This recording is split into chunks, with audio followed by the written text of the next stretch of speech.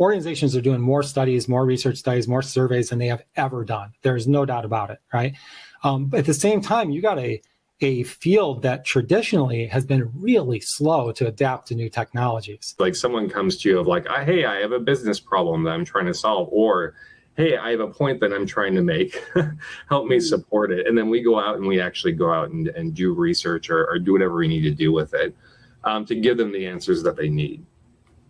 The challenge with that I've found is that there's all this other stuff either that's like locked within the insights function, or stuff that sits in like other spaces outside the business that never actually gets thoroughly explored and leveraged within the business. And so when I think about proactive research, it's like, what's all that stuff that's kind of either locked within the function that we can unleash and use it to drive business value, or all this stuff on the periphery that we just don't take the time or energy to package together and bring it to the business in a meaningful way. This is Real Talk, the Customer Insight Show with Jenn Mancusi, a top-rated live stream and podcast in the market research and insights industry. We stream live on LinkedIn, Twitter, and YouTube, and you can listen to us on all major podcast channels and watch on dbtv.tv. Join Jenn and her guests for a weekly discussion around topics that will help you understand your customers better. Real Talk is presented to you by Voxpopme, the leader in video research for over a decade. Here's today's conversation. I love those intro clips about, business impact of research. Research insights has a massive impact, and I really appreciate all of last year's 2022's guests on Real Talk that discussed the topic. Hello, researchers, marketers, anyone who wants to understand their customers better. I'm Jenn Mancusi, and today I'm joined by Voxpopme CTO and founder Andy Barraclaugh as we take a look back at season 2 of Real Talk and see what we learned. How are you today, Andy? Very well, thank you. How are you doing? I'm good. I'm feeling a little inauthentic for a moment. I never call you Andy. AB, well, I had my podcast voice on, but anyways, How are you? Good. I excited to be back on the show, and as always, be fun to run through this. I'm looking forward to see what we've got with some of these clips coming up. Yeah, me too. This is such a fun episode, and we did something like this last year. And over the course of 2022, we talked to dozens of experts in insights, market research, customer experience, and we discussed so many important topics. And admittedly, it's hard to remember all of the trends and all of the conversations that we had after publishing 40 hours of interviews. But we still wanted to know what trends and topics were mentioned by our expert guests in season 2. So how did we do it? Easy. The team took all of the interviews from all of last year's episodes and uploaded them into the Voxpopme platform to pull out the key themes. So let's take a look. Once we uploaded all those hours of Real Talk, we reviewed the insights, key topics, the word cloud. All of these were automatically created in the Voxpopme platform. Looking at the analysis, we saw trends and looked at what we as an industry can learn from those going forward. Let's dive in.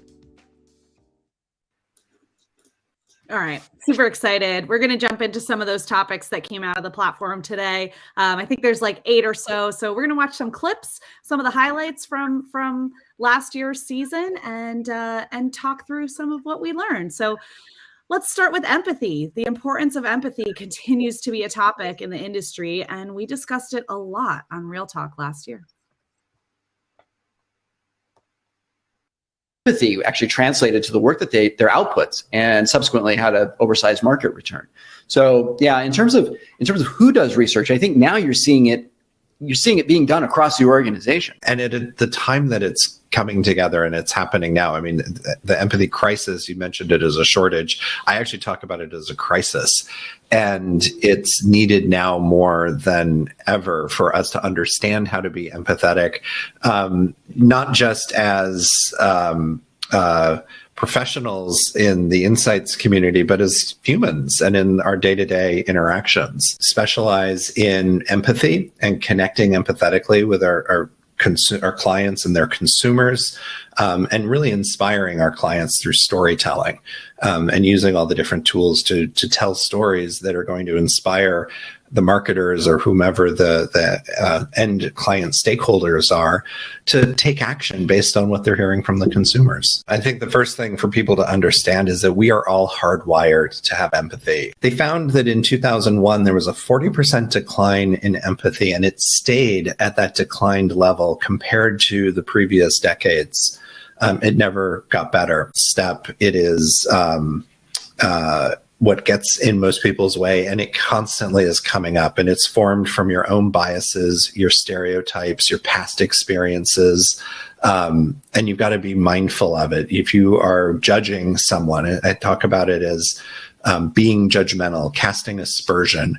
When you're doing that, you're never going to see them. It's like a brick wall that you've built in front of between you and the person you're trying to have empathy with. I believe that video as a way that people communicate to us is going to solve a lot of problems. It's going to help build empathy across brands to their constituents. This is where we are today, and empathy is a core component for all of the decision making that's happening in brands and, companies around the world. And being able to scale that, every person in the company can't be having one-on-one conversations with customers all day, every day, right? Customer experience programs tend to use empathy in their practice.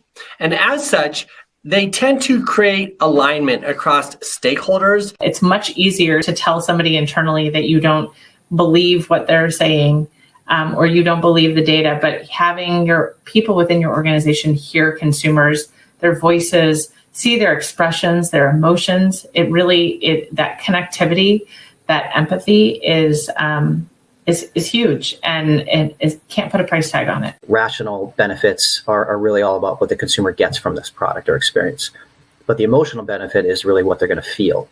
So if possible, try to layer in any emotional benefits that you have for this, because it really helps create some empathy with the consumer and, again, draws them in more. I think, insights at the crux of it, it's about empathy, seeking out diversity of thinking and cultures and background and that kind of thing is the way to do that. But you need to be choosing to be curious in that space. I mean, there's a lot of different angles here that we covered. It's not just, empathy for consumers, though that is a big part of it. But, there's a lot of different areas that we tackled empathy on the show this past year of where, starting with the king of empathy, in my opinion, Rob Volpe, and talking about the empathy crisis. I mean, it's really having an impact in a lot of different areas. Yeah, I think as you said, it's amazing the amount that came through just in that short clip, right, with the different views, and kind of awesome to pull that together. But yeah, I thought the decline in empathy that was a really interesting point, and for me, it's really interesting to see how I feel like there's been a real change in people being more conscious about how they're being empathetic. And seeing that, kind of off the back of, a lot that was going on in the world in general, a lot off the back of COVID and other things as well, changing our work patterns. And suddenly it seems to be more of a focus for a lot of us in our day to day, our relationships we have outside of work and inside of work as well. And I know that's something that's kind of core within our business, but I definitely see that in conversations that go on elsewhere as well. And I think bringing that into insights and research, it is so key to be able to unlock so much. And a couple of those other clips there, you kind of heard Jamin talking about that unlock through democratizing insights, and we heard that in the clip at the start as well. And how do you pull that from something that may have been focused within an insights department previously into the rest of the business and build that empathy of customers and scale that out across the business to make better decisions, and helping that, again, the kind of diversity of thinking. That was a great point there as well around how do you do that, and by socializing this, the customers in their own voice really helps that, and then allows others from the business to tackle those problems and come up with solutions and things. So yeah, and that really requires empathy and collaboration with the teams across the business. And I think to your point, like, you know, there's a big focus on, or maybe, you know, just a lot more attention being paid to empathy, both in business and outside. And I think some of that comes from, like, you know, maybe there was this personal need for more empathy and connection with people through everything that the world has been through the last 3 years. But all of a sudden people were like, wait a second, there is business impact. There is benefit, like, professionally, for doing this right. And actually, you know, I loved what Brian was talking about like understanding the rational benefits for consumers of whatever it is you're trying to understand, and the emotional benefits. I mean, that's how people make decisions, and that's how people buy. And so that empathy for each other internally to be able to collaborate, and then having empathy for the whatever audience you're serving, like, really does have a big impact on the performance of the business. Yeah, and being able to communicate with others internally to help kind of, you know, push forward your ideas and you know, like, that is huge. And by doing that, we automatically come up with, you know, we see it all the time, like, as if you've shown those videos to people, they refer back to them, and they, you know, it supports other things, and they kind of constantly thinking about, you know, how the customer within their business and how they might react and what they might be feeling. Some awesome clips in that. I enjoyed that one.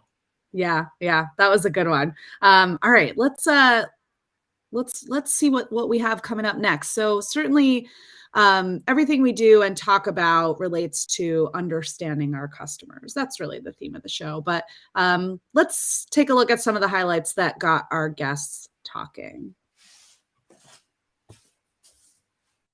We are more senior in our roles, the more time we spend with customers, the more we believe we know. Knowing is the enemy of discovering. A beginner's mind says, in each conversation, in each survey response, I will forget everything I know based on my experience. So what I hear, right now, is fresh and first, and therefore can shape me. It has to start at that sort of bigger picture. If we don't understand the bigger sort of environment or the context in which things are happening, then, you know, going straight into the details of things, we're maybe not asking the right questions or putting it in the right kind of context. We all know that response rates are declining. I think what it shows is that organizations don't really understand their customers. And when we've looked at a customer experience, and we look at customers, and, you know, let me be clear, responding to a survey is part of a customer experience. Okay, it shows the world and your customers what you think is important to you. Okay, and it sort of, to a certain extent, it also gives you clues as to even the culture of the organization and what they see as important. And therefore, I think the issue for me becomes this, that really organizations don't really understand their customers well enough and at a deep enough level. Even when they get the information back, I'm not sure that people look at that information in the right way through the lens of behavioral science. So understanding really what the customer is saying, rather than, you know, looking at the subtext, if you like, of that, or the customer's responses, rather than just saying, oh, we've surveyed our customers, did they like this product, did they like that product, did they like that product, they like product B, so let's sell them product B. You know, I'm afraid life isn't as simple as that. One of the things we're trying to bridge into now is also incorporating some analytics into some of those more consumer research focused projects as well.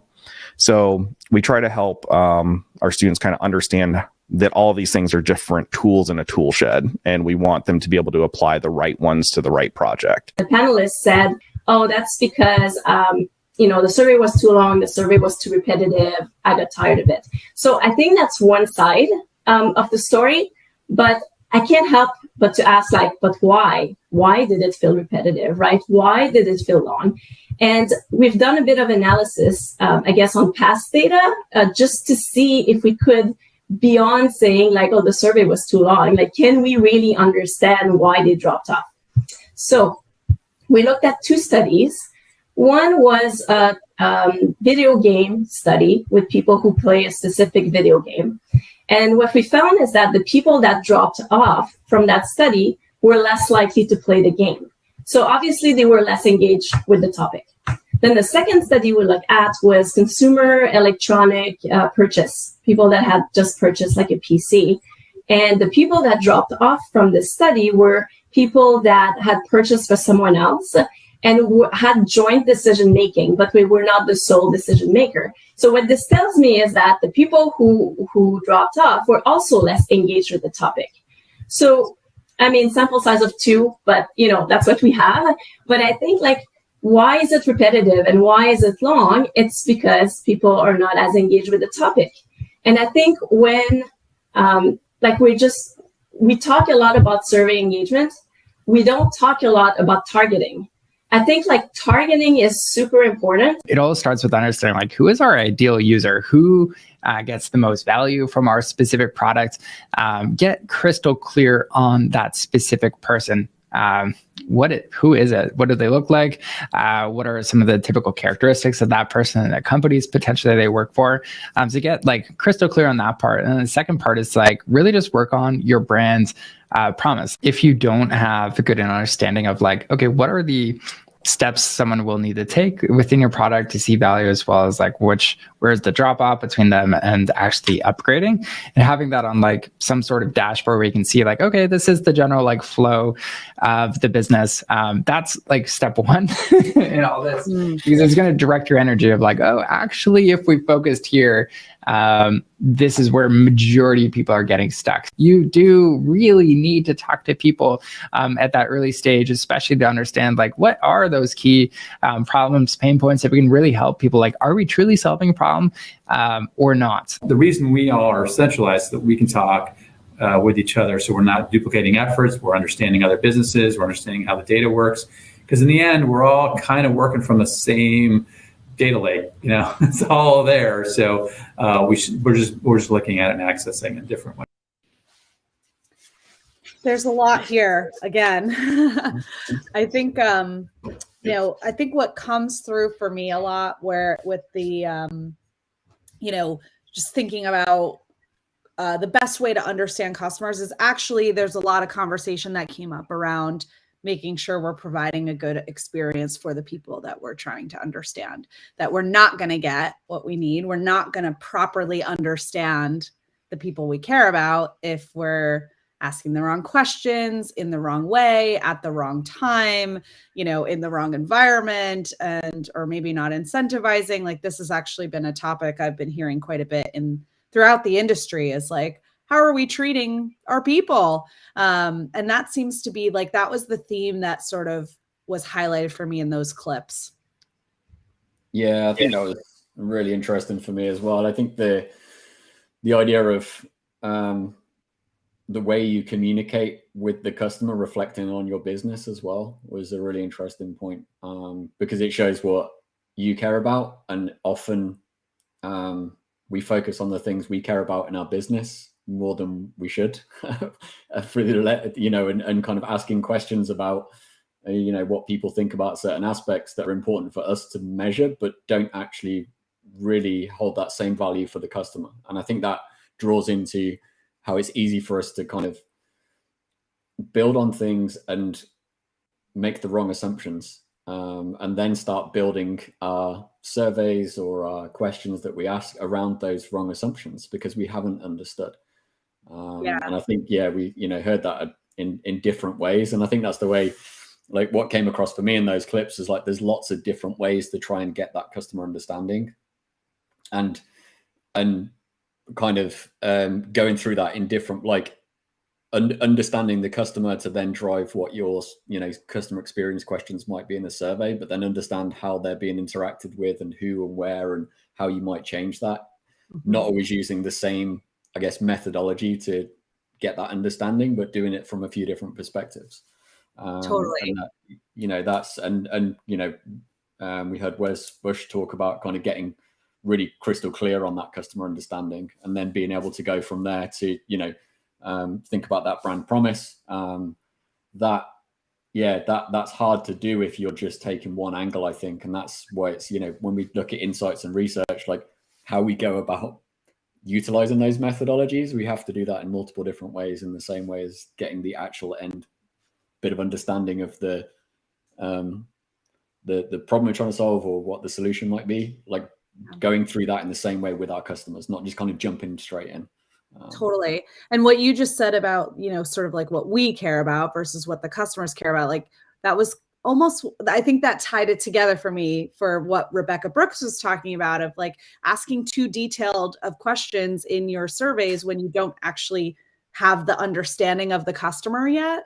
I've had that experience myself where I've taken a survey for whatever, and I'm like, this is very clear that you only care about these aspects that you care about, and you're not actually looking to understand my experience, because you haven't given me a platform to share my frustration or where I was satisfied, because you're asking me about this very specific thing.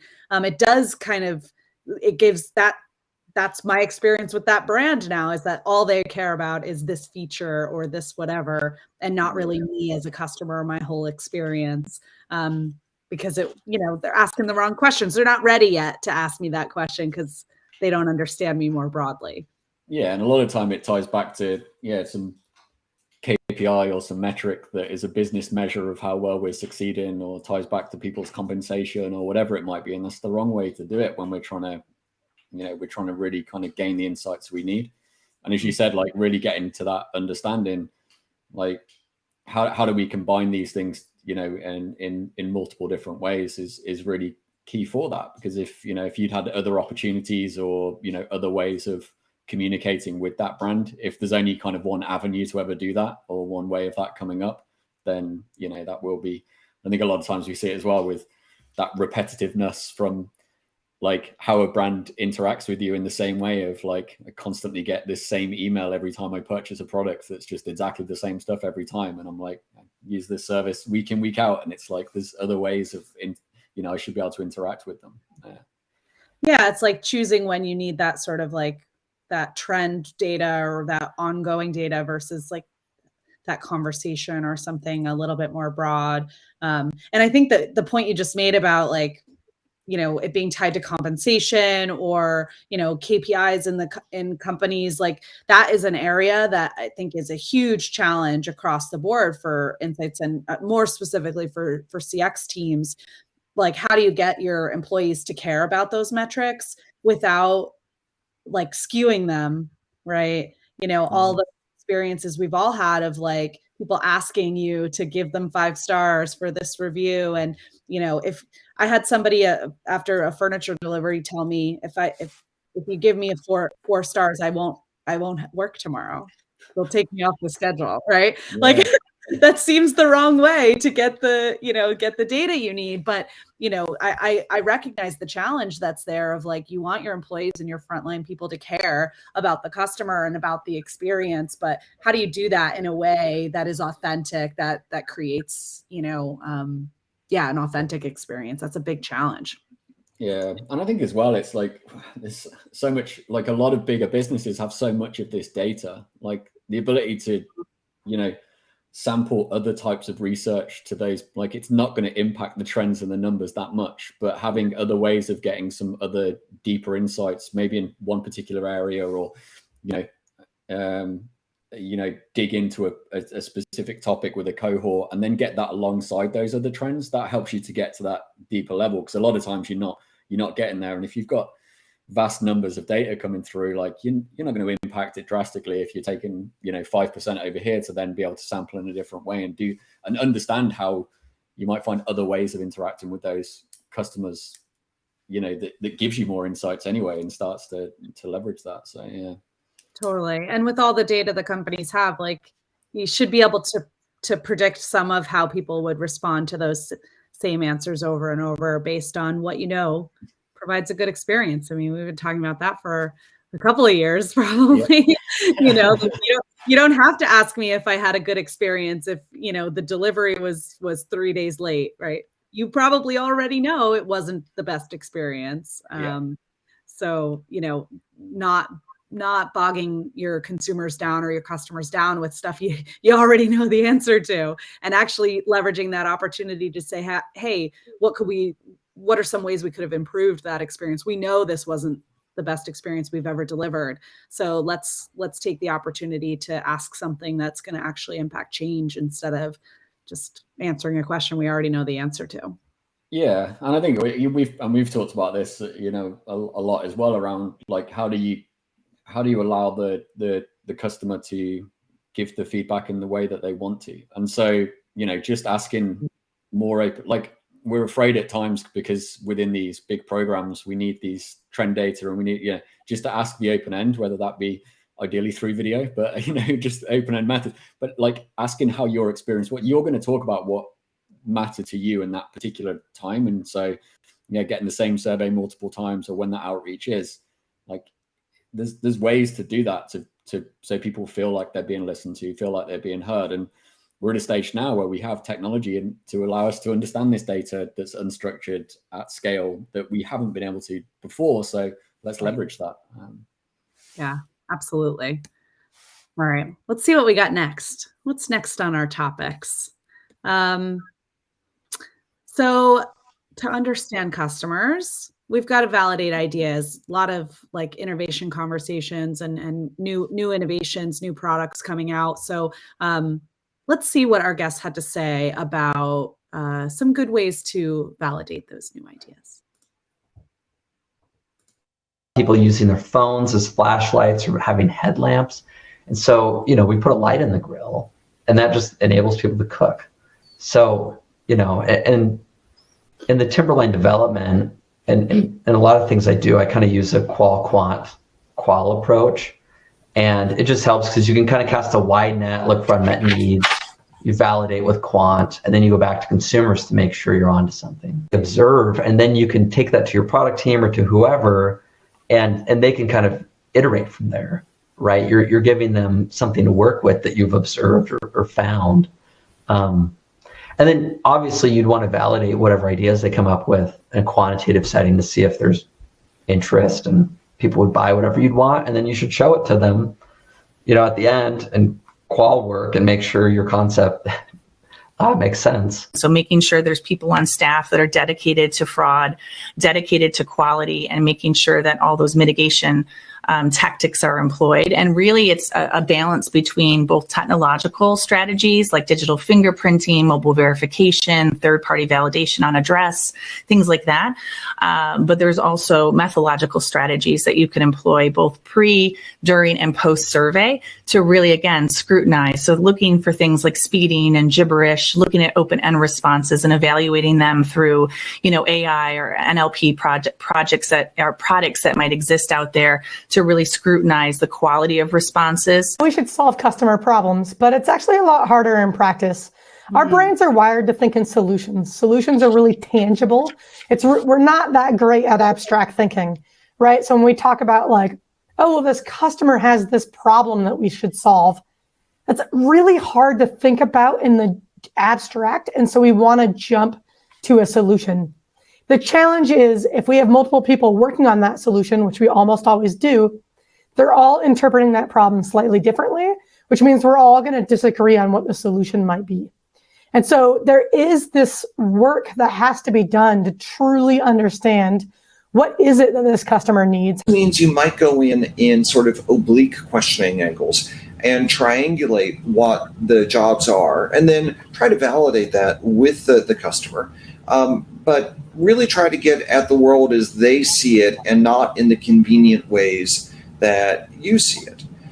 So that might mean saying, well, what was important to you today? What were your real priorities? What made it a good day or a bad day? Oh, I love these clips. This topic is one of my favorites. I love how, what was highlighted here and what I heard from people throughout the year on this topic is really to stop starting with the solution, right? Marinate in the problem for a little bit. I love how Teresa Torres talked about like how uncomfortable it is to be in that abstract thinking, but how important it is, like the validating ideas and validating new innovations. Like it doesn't start with the idea; it starts with solving a problem. Really setting yourself in that problem space for a lot longer, as you said, is key. And I think at times it's a really it's a really strange thing, because a lot of times we think if we get to the solution quicker, we'll get to the output quicker, we'll get to the, you know, whatever we're trying to achieve quicker, whether that be through more customers, better experience, revenue, whatever it might be. And so we rush to that quickly. And it's also the thing is, you know, Teresa Torres said it naturally we want to get to that solution, right? And we feel a bit more comfortable getting there. And so what we don't do is really dig in and really understand actually what it is and what that experience is. And, you know, the more we can do at that stage, the better. But it doesn't mean we have to like not make any progress for a long time. And I think the pressure that teams have to move, it's like there's some of these feel like it's going to hold us up. And what we can do is we can start to take those things that we understand, like test around that and keep moving with it. And that iterative approach allows us to do it. And you hear me talk about this with our teams internally all the time, but I always talk about the teams of when we're doing something new, let's get from 0 to 6 out of 10. Let's not get to 10 out of 10. Let's not strive for that. That first bit is we can get there quickly. That's the area that we can start moving towards, and then go in again and understand more and iterate on the different ideas we have, and do that from an iteration of like, have we looked at the problem in the right way? Have we made the right assumptions? Have we tested those assumptions correctly? You know, and then are we on the right line with the solution? And every one of those stages, we find out something new. But the pressure that we get externally and internally from the business and everything else to, you know, hit our goals, reach our targets and everything else, it feels difficult to take that extra moment to do it. And that time up front gets us to a better solution much quicker. And what happens is when we jump to those solutions and we don't iterate through it, we put something out there that is nowhere near, and we miss the mark massively. And I think it's like, for me, it's that, you know, like what's the risk in what we're doing? How do we, you know, getting something out there that's wrong? Like a lot of times we're going to get these decisions wrong, and we're going to hit on a few things that are right, that'll set us in the right directions. How do we get to that point a lot quicker to then set us to level up as we go along? For sure. And I think those agile approaches, like more iterative, like they've kind of existed maybe for a while on the tech side, or, you know, kind of in the software world for sure. But we're seeing this emerge in consumer products and products that are going on shelves. And we should have put a clip of Nick Umana in there, unless maybe she was the year before. Maybe I'm time is escaping me, but you know, she from Mars talks a lot about like doing the same kind of thing you're talking about, of getting to 6 instead of 10, but from a consumer product perspective. And instead of having these 18-month, 24-month timelines to get the perfect product on the shelf, you know, they're getting products on the shelf in 6 months and validating it in market, as opposed to, you know, like you can ask people all the time, would you buy this? And they will say, sure, yeah, that looks great. That sounds great. I would totally buy it. And then they don't buy it. So actually, and same with like the work that we do, they say they'll use that feature or whatever, it looks good or it sounds good or it feels good, it's going to solve my problem. But actually validating that in market is so important. And so I think, what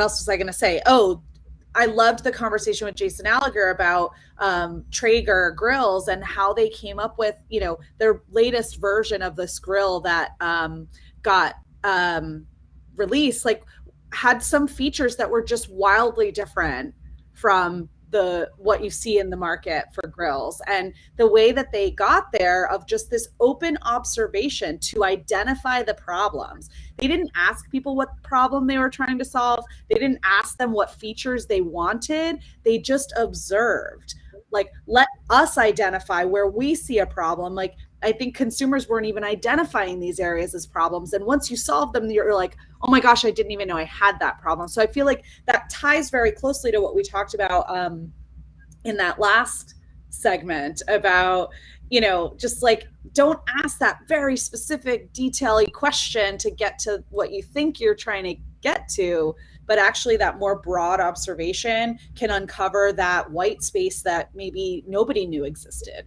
which I think is really exciting. Yeah, and I think I think a lot of times as well, we look at the iterative approach as like an iteration on the thing we're producing, as opposed to an iteration in the way we even do our discovery. Like, even with that, like, we might not get into what, like, that understanding deeper. Like, we need to iterate through that, because we have one conversation, we have another, and that kind of, we heard the, qual quant qual methods and tying these things together, that gets you to that level of discovery to make sure that you're on the right lines. And each one of those stages will, so even that, like, we're making good progress and moving forward.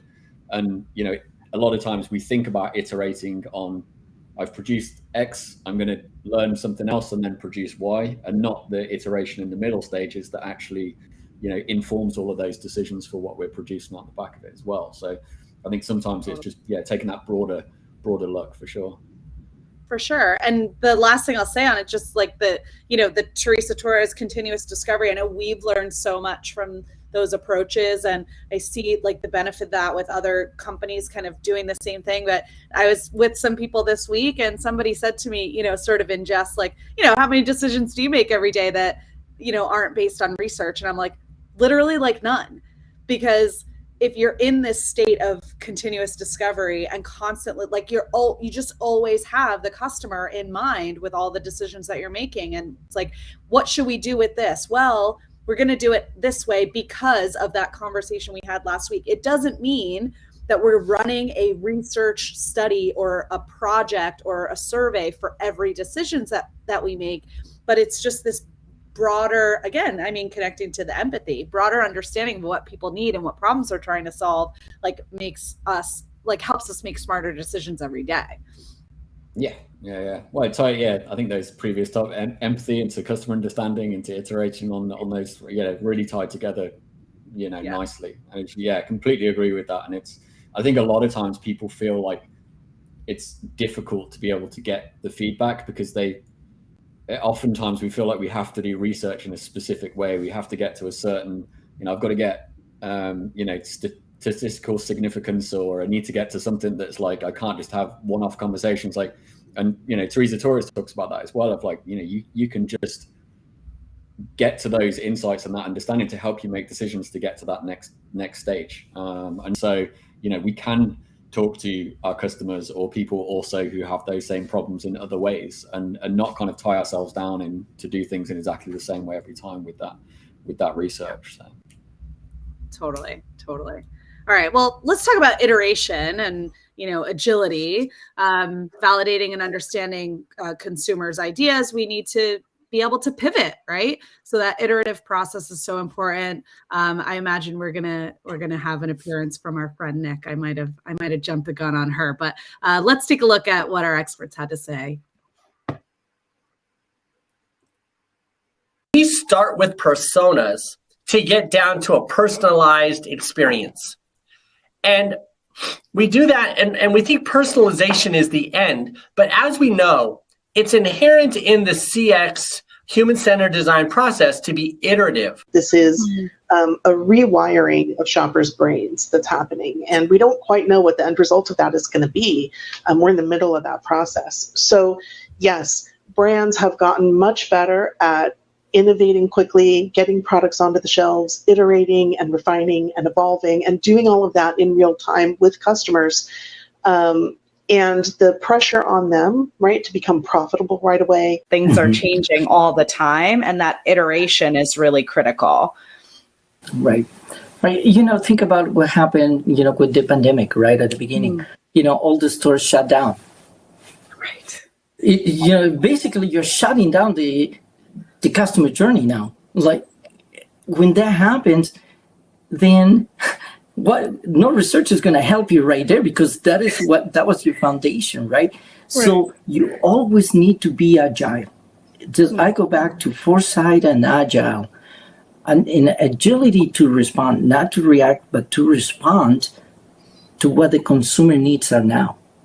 And that is when it comes to the type of research that we do. And that research has to be a combination of agility, and it has to be frequent, and basically just DIY, right? And sometimes it's just guiding a small decision. You gotta give this to people throughout the organization to make their own decisions. One of the biggest changes for us in the growth strategy that we have for this pipeline that we're building is we call it a slow and controlled skate ramp approach. So instead of launching this out into the world and putting millions of dollars behind it in media, it is a slow and modular scale that enables you to continue to learn. And, we design an MVP with a target consumer in mind, but we have, the next layers as we're growing this proposition that we know we want this innovation to be relevant for. So as we scale up, we need to continue to be flexible to learn and optimize. What is very tempting for our business leaders is to say, oh my God, we love this. So how can you make it twice as big and do it twice as quickly? And that's absolutely the wrong question to be asking our teams, because part of what we want to do is grow in this controlled and modular way that allows us to continue to have the flexibility to design the right value in. And so when we talk about a target consumer, we've done some really great work with some great business partners that we have at BMI. We talk about what is this consumer problem that we have, who is the target consumer that has this problem, and that's what are the pains and the gains and the jobs to be done as we think about developing a solution for this consumer, and how might that change as we scale up this solution. And you should shift into more iteration and then validation, but the best thing you can do is just get into the real world. So as quickly as we can, we try and get into the real world and have our experiments running in the real world where consumers are buying us and telling us what they think. As we get further through the process, we ask the right questions based on the level of confidence we have and what we need to learn. And so they can be very different questions, but generally what we find is our sample sizes increase and we shift into a mode that feels a little bit more like iterating and validating. And then we get into much more holistic testing. 5-minute fixes introduce constraints. And when you create constraints, it puts you in the mindset of start where you are and work with what you have. We have some well-developed muscles, and we tend to default to what we do well, when sometimes what we need to do is strengthen the underutilized part of the organization. And so that 5-minute fix introduces a constraint that says, I know you know how to build a long-term plan with a lot of parts that's complex. If I constrain your ability to use that, it can't take a year, it can't take $1 million.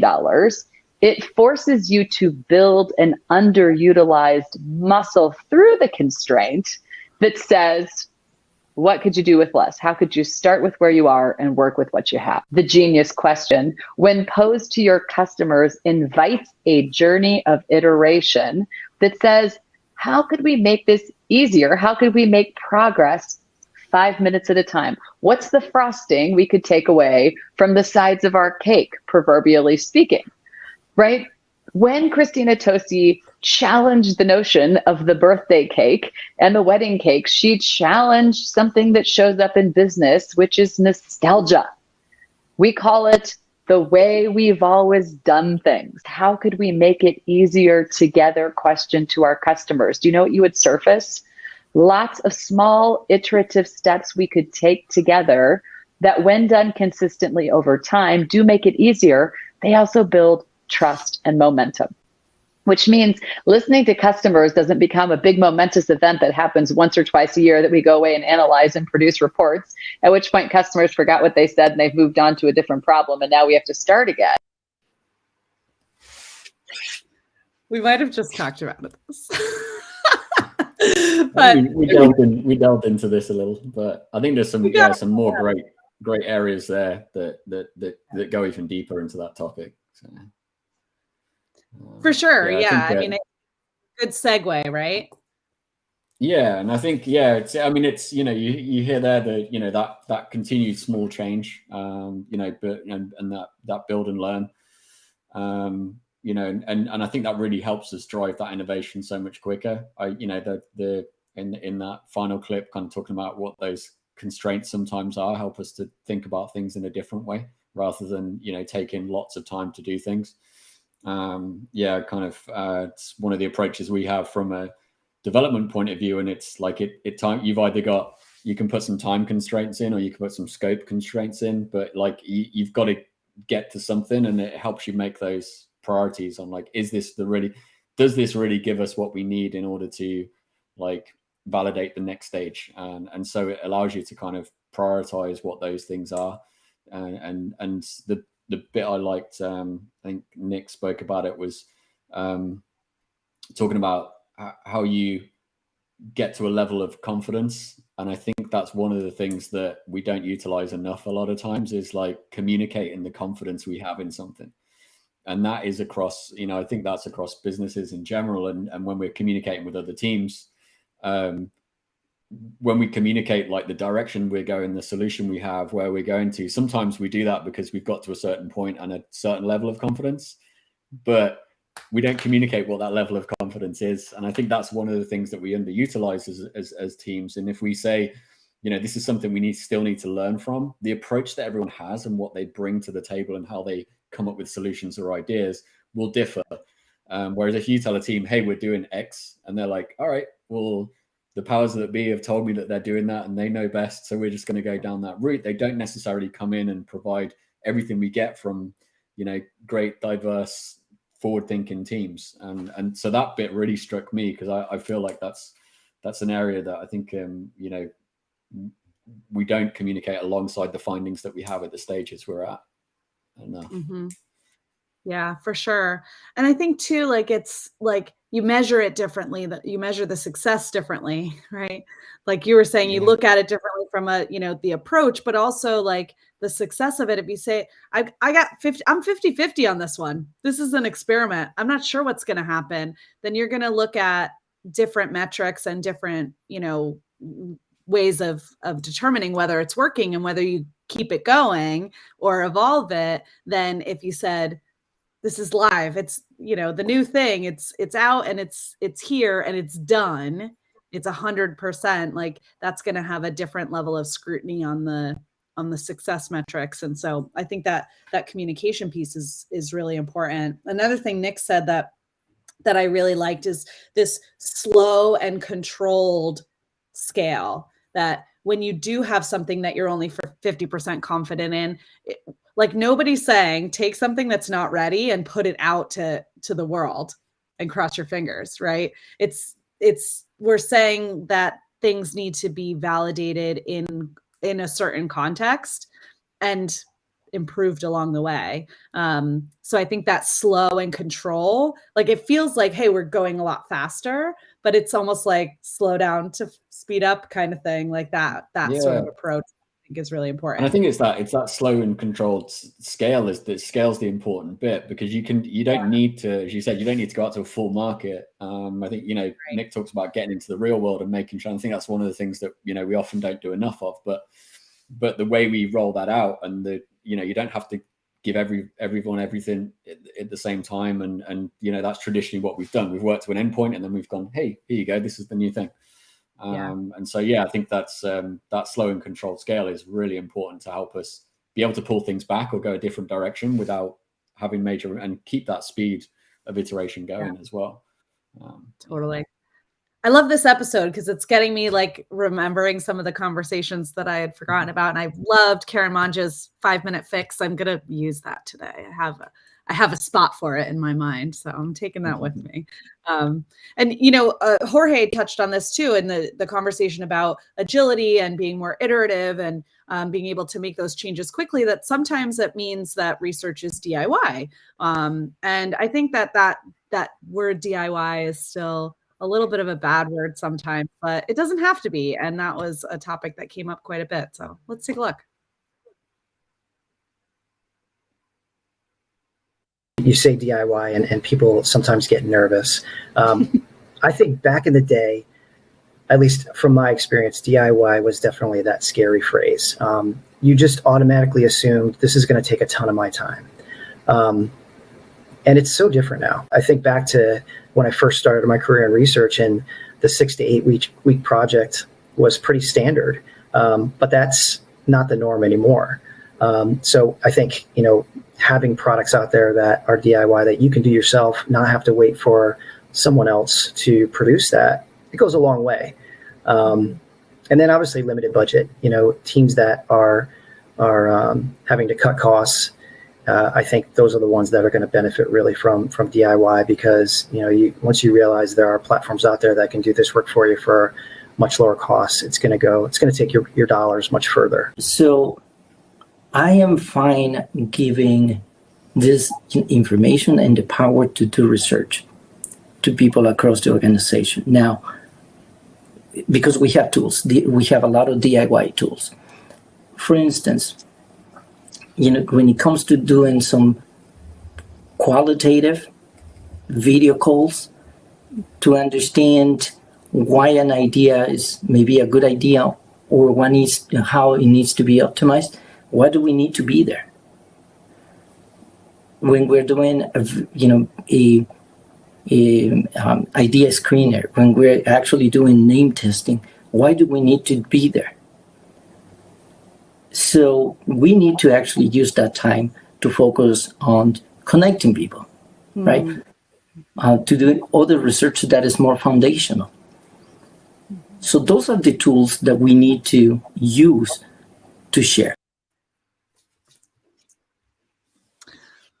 I mean, I think this kind of takes us a little bit full circle in talking about, you know, the democratization of research. And we talked about empathy, this in the context of empathy in the beginning, of like sharing, collaborating, understanding each other's needs. And, you know, now this like tech-enabled insights industry that we're in allows us to, you know, save some time on our own work and not get stuff done in 6 to 8 weeks like Brian was talking about, but also help to share and, you know, get more people thinking about the consumer. And I know that even that's a scary topic, but everybody has a little bit of different feeling about it sometimes, but it does allow us to, you know, put some controls around what people can do, but get people closer to the consumer or the customer, which is really, you know, that's the goal, right? Yeah, and I think we've got to make sure we're utilizing things in the right ways, but as you said, like using our time wisely. I mean, let's make sure we're spending the time on the right things, the things that are going to push forward where we need to progress as individuals, as businesses, to that next stage. And so there's a lot out there that can help us and support us on that. And that kind of tech enablement allows us to get to those levels a lot quicker, you know. And yeah, I think that the big one is it often puts, you know, frameworks or structures in place for allowing more people to access that information, and whether that's to create that research or whether it's to consume that research and have those tools more collaborative and shared within the organization. It allows us to scale that out across the organization a lot more. And so again, it directly ties back into that first point of empathy and sharing that information and allowing others to kind of feed back into how we're progressing as businesses. Yeah, for sure. And I think the other thing too is it, you know, just allows people to spend time on the things that matter a little bit more, that are, require a little bit more thought and, brain power versus, I think we saw this a lot of, certainly with our customers, with the some transition from, maybe a more supported model to a more DIY model. I don't know that model's the right word, approach, right? Is like, it takes just as much time to create your brief and do the back and forth and get somebody to run something for you, probably more time. And again, I guess Brian sort of touched on this versus, I know me, like, I just want to get in there and do it with pretty much everything, not just surveys or research, but like, just get me in there. I'll do it myself. That's going to save me time. And I'm going to, have a little bit more control over it and free up more time for me to be thinking strategically or turning those insights into a story or making a decision based on what I've learned versus spending all the time executing or running something. And I think that the DIY nature really does help speed that up. Yeah, and I think it's, often I think the people, there's that reluctance for some DIY tools, and there's limitations within them, right? Because you don't have the ability to do everything in every way that you might want to. But I think it's becoming comfortable with that. And so if this is going to save you time elsewhere, or you can delegate it to someone else, or as you said, it's like, where are you spending your time as an individual that really progresses what you're trying to achieve? And we talk about this, I often talk about this with the product and engineering team as well. It's like, we need to spend our time on like what differentiates us as a product and us as a business. And that's where we focus our time. If there's ways to get us to, to something else quicker that allows us to spend our time there, then let's do that. And that's what these tools do. As you said, like it's interpreting those things into that customer understanding. It's that ability to then turn that into something that's going to, give you some great opportunities and some ideations for some new solutions and move those things forward, as opposed to, as you said, the time it's taken us to do, some of those tasks that can be a bit more repetitive or take more time to get to. But it's, and it's a transition though, and it's being able to become comfortable with that. And it's,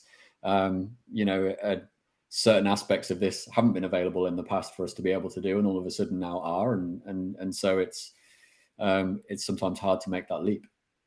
For sure. I think it's also connected to the choice thing, right? Like, we're not talking about, like, nobody out there is just doing like, super fast DIY stuff all the time, right? That's one element, one part of an entire program. It goes back to the conversation about, asking people the right questions in the right methodology at the right time. Like, this is a mix. It's a mix of approaches. And sometimes you've got a big segmentation that you're doing that requires a level of expertise that you don't have in-house, or you don't have the technology or whatever, then maybe that's not DIY, but some other things are. And so if you're at a point where you need to be doing some quick, agile, iterative, one question, quick, then that's something that fits that approach. Whereas, something that you need more support from someone else with different expertise, another agency or whatever, like, that makes sense too. Like, this isn't there's so many different ways to understand people today that none of it is like good enough on its own. It's just a mix of the behavioral, the qual, the quant, it's all a mix. And making sure you have the right mix is the important piece. Well, and then I guess let's wrap some. I think we're getting close to the end here. At the end of the day, all of the stuff that we're learning, we've got to share the insights and those research stories in a way that's going to actually drive impact and create change. So this can be accomplished with storytelling. Storytelling, one of the big topics for last year. So let's kick that one off. But I will stand on this very firmly: is stop presenting the methodology at the beginning of any data presentation, whether that's qualitative methodology or survey data. And that's from a supplier side to a client side, no matter who's presenting. I am sort of amazed and confounded by this industry that had decided we had to defend ourselves at the beginning of every presentation by saying, well, this is the question that was asked, or this is the goal we were trying to achieve, and here's how we went about doing it. And not saying it's not important. Of course, it's important. When we want to go the right strategy, we want to have the right ethical and valid and reliable data we can. But that's our job. We'll worry about that, and we can answer any questions about methodology. But as soon as you put the methodology first, it opens up questions, especially people who are already suspect of what the data might tell them. This may be particular to the industry I work in because we work with storytellers. So most of my life is working with filmmakers or writers or journalists or creative marketers, people who are pushing the boundaries of creativity. And so when you can get, it can be intimidating for an analyst who's living in spreadsheets and data and SQL files or whatever it might be, SQL queries. They're going into a room of creatives who maybe don't want to hear or aren't prepared to hear or know they're just going to sit through some boring data presentation. So they get lost in the data or they get lost in trying to put together the story. And I think, so for me, it's focusing on what the actual goal is and who your audience is. So I have spent most of my life trying to get data across to people who probably didn't want to be in the room with me. And that's okay. They wanted to hear the information. They just didn't want to have to go through the process. They knew it was important, but they wanted to get to the next meeting to figure out what was going on. So it's getting out of our own way of what is important and all the hard work that we might have done. Maybe took us 6 hours to find that answer, and it may take 6 seconds to tell them that answer. That conversation with Brad Dancer was so enlightening for me. It actually, his comment about removing methodology from the front of every research study, it changed the way we do things here, with our kind of weekly trends that we put out. And he's exactly right. That's not the good part, right? That's you got to have that information for when people ask and when they want it, but it's about the story. What story are we telling? What's new? Why do I care? What's in it for me, right? It's certainly on our team when we, my primary experience around it is with these weekly trend reels that we do. And the question that we always ask is, so what? So what? Yeah. Why does anybody care about what we learned? And so I love that approach of we don't have to defend our expertise here and how we did it and why we did it that way, but what's the so what, right? Why does the person that we're sharing it with care about it? And I think thinking of it in that way is, really gets people to pay attention a little bit better.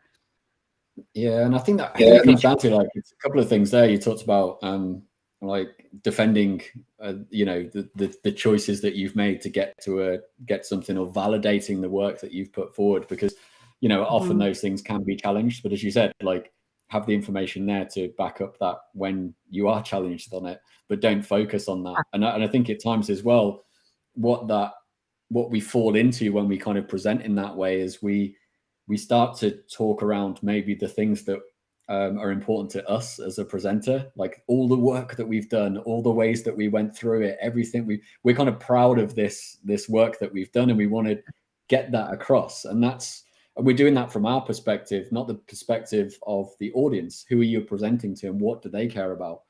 And when you flip that round, that's what really. But it's so easy to get into that because you're excited about this is the thing that I've done all of these things, and it's so exciting. And a lot of times you don't have that connection with that audience because they don't have the same background as you. They don't look at it in the same way. I feel like we were trained to do that, in school or something. It's you were in algebra 2, and if you came up with the answer without showing your work, right, it was wrong, right? We've been taught all our lives to show our work, and maybe we don't actually need to show the work anymore. We can just, show our, show the answer, get to the thing that people care about. And I think the other thing too, this came up in conversation earlier this week, is understanding actually, and maybe it connects with empathy, what does my stakeholder that I'm sharing this with care about? What's do I understand my internal audience as much as I understand my, consumers, and being able to say what was I going to say? Man, I lost my train of thought mid sentence, but yeah, just understanding what people care about and leading with that. And maybe we don't have to show our work every time like we were trained to growing up. But I think we might have lost AB. We had some technical difficulties. If you're still there, AB, thanks for a great conversation. I'm here, but I'm blurred for some reason. I can't get my camera back. But yeah, it's I totally, and I think those things are, as you said, what we've been so used to presenting in that way, and it is so important that we just don't present the data and we tell that story. That's what people really, really connect with. And I think it was a Diary of a CEO podcast that I listened to lately, and I think it was Tali Sharot that was on there talking about how politicians tell stories about individuals as part of when they communicate something, and they do that on purpose because you connect with that person. You don't connect with the information or the stats behind it, and it works, and it really gets again back to empathy and everything else that we talked about earlier on. Totally.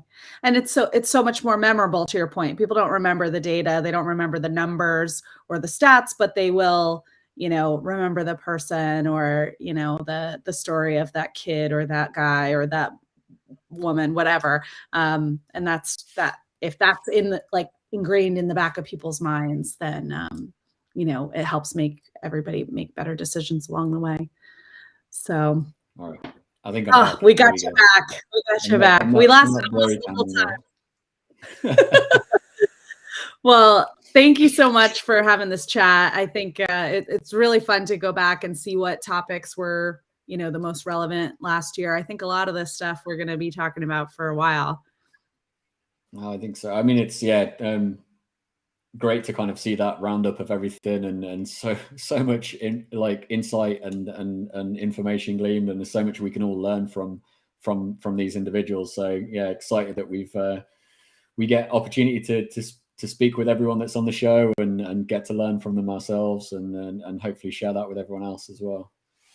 For sure. Yeah. Really appreciate all the great experts and all of our listeners. We had our Spotify Wrapped of our podcast at the end of the year. And one of my favorite parts, I've got it pulled up here, is, the personality of our listeners, which is described by Spotify as adventurers, venturing into the unknown, searching for fresh content and gems yet to be found. So we couldn't have all that adventurous content without our amazing experts. So thanks to everybody for coming on the show last year, everybody for listening. We're going to be talking about all of these topics as they continue to be relevant in 2023 and beyond. We'll dive into different aspects of these and other topics once a week again this year. And with that, I'll see you next week when I will be chatting with Jill Burnett. See you then.